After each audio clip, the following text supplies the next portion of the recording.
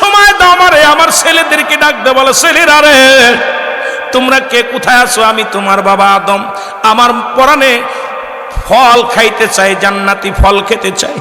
আসল ঘটনাটি সামনে আছে, সম্পূর্ণ বয়ানটি শুনুন হুজুর কিভাবে বলল। আর সম্পূর্ণ বয়ানটি ভালো লাগলে অবশ্যই ভিডিওতে একটা লাইক দিয়ে ভিডিওটি কন্টিনিউ করতে থাকবেন। কারণ আমি মারা যাব, আমি দুনিয়া থেকে চলে যাব, আমার মন চায় ওই জান্নাতের মধ্যে নেওয়া খেয়েছিলাম, জান্নাতের মধ্যে অনেক ফল খেয়েছিলাম, আমার মন চায় একটু ফল খাইতে।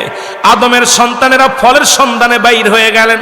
দেখেন, আমাদের নবী হযরত আদম আলাইহিস সালাম তার ফল খাইতে পছন্দ হয়েছিল, আর এই ফলের জন্য শীষ আলাইহিস সালামকে যখন আদেশ করলেন, শীষ আলাইহিস সালাম কোনো কিছু তোয়াক্কা না করে দ্রুত বেরিয়ে গেলেন এই ফলের সংগ্রহের জন্য। শীষ আলাইহিস সালাম এসে ডাক দিয়ে বলে, আল্লাহর নবী আদম আলাইহিস সালাম, আপনি পৃথিবীর মধ্যে প্রথম মানুষ, নবী হিসেবেও প্রথম। তবে আদম নবীর আগেও কিন্তু আমার নবী রাহমাতুল লিল আলামিন মুসলমান কিন্তু শরীয়তে আদম আলাইহিস সালামকে আগে পাঠাইছে দুনিয়ার মধ্যে।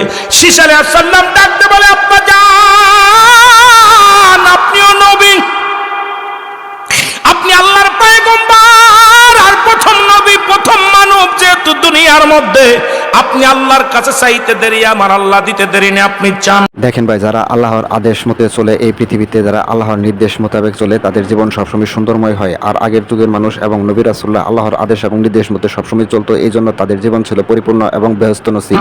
আদম আলাইহিস সালাম বলে, আমি ভুল করেছিলাম, ওই জান্নাতের মধ্যে অনেক আরামে এসেছিলাম, একটা ভুল করার কারণে আমি আদম বিতাড়িত হয়েছি। কোন মুখ নিয়ে আমি আল্লাহর কাছে চাইব জান্নাতি ফল?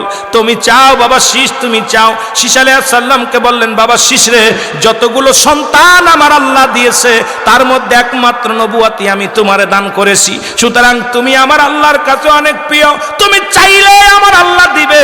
শীষ আলাইহিস সালাম চাইলেন আমার আল্লাহ, আমার আব্বা জান আল্লাহ শুনে নেন, যেহেতু একটা সন্তানের কাছে বাবার হলো 14টা হক, এই 14টা হকের মধ্যে 7টা হলো জীবিত থাকতে, 7টা হলো মৃত্যুর পরে। সুতরাং বাবাকে খুশি রাখার জন্য, বাবার ওই মনের চাহিদা মিটানোর জন্য আদম আলাইহিস সালামের সন্তান শীষ আলাইহিস সালাম দুটি হাত উঠায় দিলেন আল্লাহর দরবারে, আমার আল্লাহ তুমি আমার বাবাকে তুমি জান্নাত থেকে ফল পাঠায়া দাও।